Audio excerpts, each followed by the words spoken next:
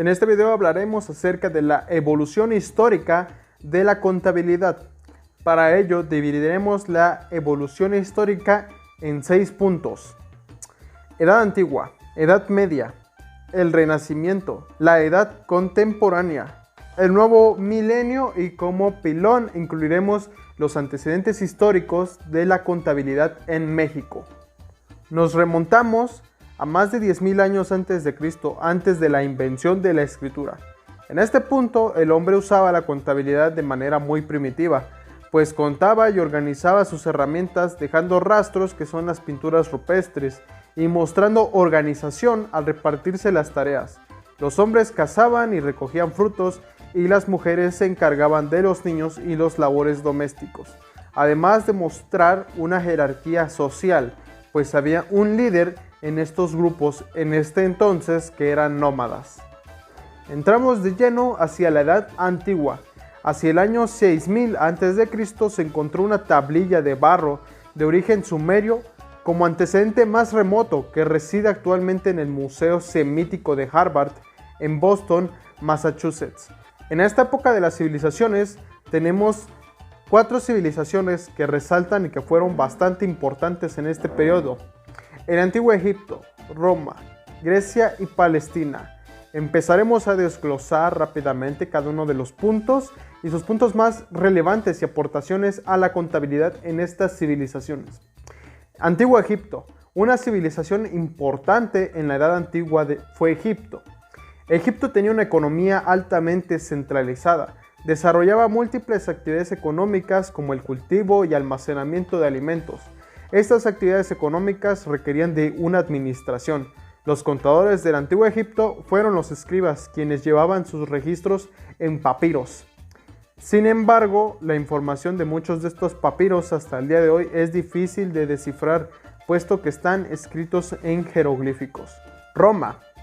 Nos movemos hacia Roma, punto importante en la historia de la contabilidad, puesto que Roma tenía encargados de llevar la contabilidad y la administración de los recursos del imperio. Pero estos trabajadores bien los podríamos llamar contadores, quienes tenían libros contables para cada actividad. Los contadores de esta época empleaban la columna de partida simple. Grecia. La antigua Grecia fue una civilización donde florecieron las artes y las ciencias.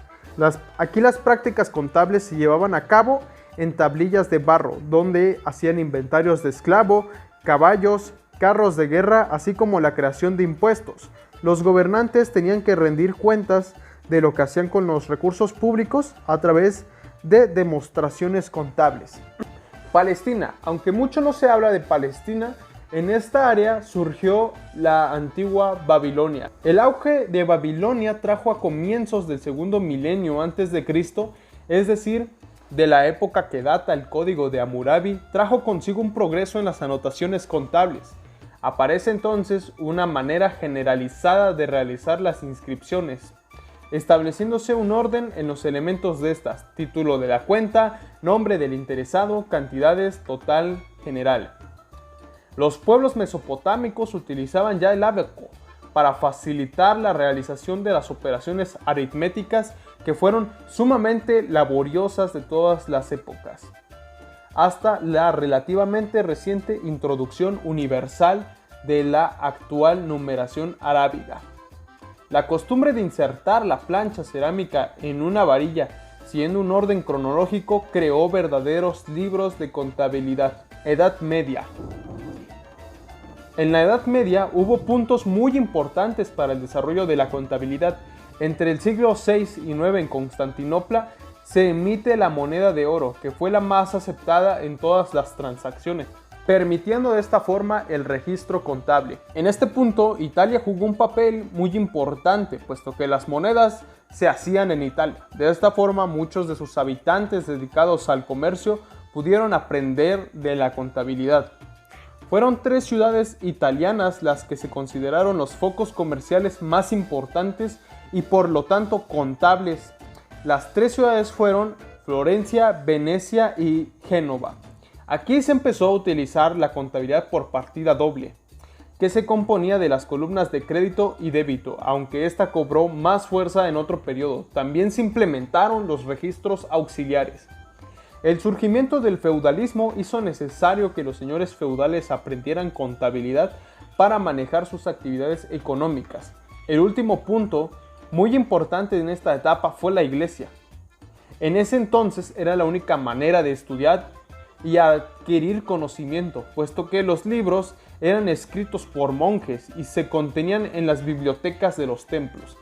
De esta forma, los comerciantes medievales mandaban a sus hijos a los monasterios para aprender la contabilidad. El Renacimiento. El Renacimiento trajo consigo un movimiento fresco en las artes, pintura, arquitectura, literatura, música y escultura principalmente, pero también trajo curiosidad científica, lo que implicó un cambio en el pensamiento que afectó incluso en las matemáticas y la forma de organizar los negocios. Un avance muy importante en esta época fue la imprenta de Gutenberg en 1450. De esta forma el conocimiento podía ser conservado y transmitido con mayor rapidez. En 1458, Benedetto Cotugli Rangel publicó su obra De la Mercatura et del Mercante Profeto.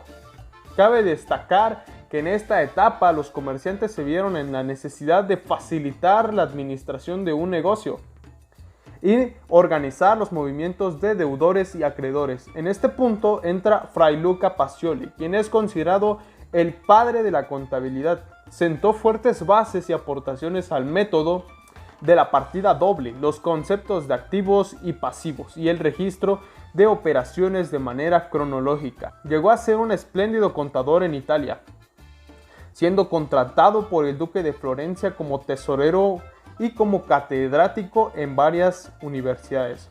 Fray Luca de Pacioli creció en una familia de escasos recursos, teniendo que trabajar en varios oficios, fungiendo como herrero y como curtidor de pieles. Cuando creció, entró a estudiar a un monasterio, no porque sintiera la vocación por la religión, sino porque quería aprender matemáticas, y los templos de monjes eran la única forma de estudiar en esa época. En 1494, Fray Luca de Pacioli publicó en Venecia su libro La Summa de Aritmética, Geometría, Proporzioni et Proportionalita, Edad Contemporánea. En esta parte llegaría la revolución industrial, lo que trajo progresos en la producción. Los productos dejaron de ser fabricados manualmente para dar paso a la producción industrial. La contabilidad ganaba una nueva dimensión en las compañías con el aumento de las transacciones. El ferrocarril fue un invento enorme en esta época y muy importante para el transporte de las mercancías. ¿Qué avances contables trajo la edad contemporánea? La edad contemporánea trajo el surgimiento de la sociedad anónima. La sociedad anónima son varios socios o propietarios que participan en las organizaciones y operaciones de un negocio. Los socios pueden tener acceso a información mediante los estados financieros. El surgimiento de la entidad, que denota el negocio como figura jurídica propia e independiente de los socios. Depreciación de maquinaria y contabilidad de costos. La regulación de aspectos fiscales por parte del gobierno. La necesidad de información para casas de bolsa y valores. La organización y desarrollo de agrupaciones o profesionales de la contaduría pública a través de colegios o institutos. La teoría económica como la doctrina de Adam Smith en su obra La riqueza de las naciones. Nuevo milenio. Hoy en día, con la revolución tecnológica y las ventajas de Internet, el contador realiza su trabajo con rapidez e intercambia información en tiempo real con sus clientes. Cabe destacar que la economía sigue en constante cambio y por tanto la contabilidad se sigue actualizando para proveer de información financiera a las distintas entidades económicas, atendiendo las necesidades de cada región, puesto que las actividades económicas varían de un país a otro y en una misma entidad del país las necesidades cambian. ¿Cuáles son los cambios significativos que el nuevo milenio trajo a la contabilidad? La creación de software de contabilidad que se adapten a la actual realidad económica y que funcionen de forma dinámica y menos rígida. La creación del nuevo plan contable. la globalización de la economía y el auge del capitalismo, lo cual significó la utilización de un lenguaje financiero homogéneo que facilite la oportuna toma de decisiones a los agentes del mercado de capitales. Vamos a darle un repaso rápido a la historia de la contabilidad en México. Podemos resumir cronológicamente los puntos más relevantes de la historia de la contabilidad en México de la siguiente manera. Los aztecas llevaban un adecuado control de sus transacciones mercantiles. Esto se demuestra en la organización de los tributos que recibían de los pueblos a los cuales sojuzgaban. Los tributos eran repartidos entre los sacerdotes, guerreros y demás personas de élite. Había una organización también en el mercado de Tenochtitlan, donde se realizaba una gran actividad comercial. En 1519 se nombró contador a don Alfonso de Ávila, en el ayuntamiento de Veracruz. En 1536, el virrey Antonio de Mendoza establece la contabilidad de la Casa de Moneda. En 1845 nace el Instituto Comercial, aperturando la Escuela Especial de Comercio. En 1868 se inaugura la Escuela Superior de Comercio y Administración durante la presidencia de Benito Juárez. En 1907, Fernando Díaz Barroso se convierte en el primer contador público titulado en México. En 1959 se crea la Dirección de Auditoría Fiscal Federal. En 1973 nace la Facultad de Contaduría y Administración en la UNAM. Bien, queridos visualizadores, espero que les haya gustado este video, que les haya sido entretenido y que les pueda servir de algo. Esto ha sido todo por hoy y los miro en la siguiente.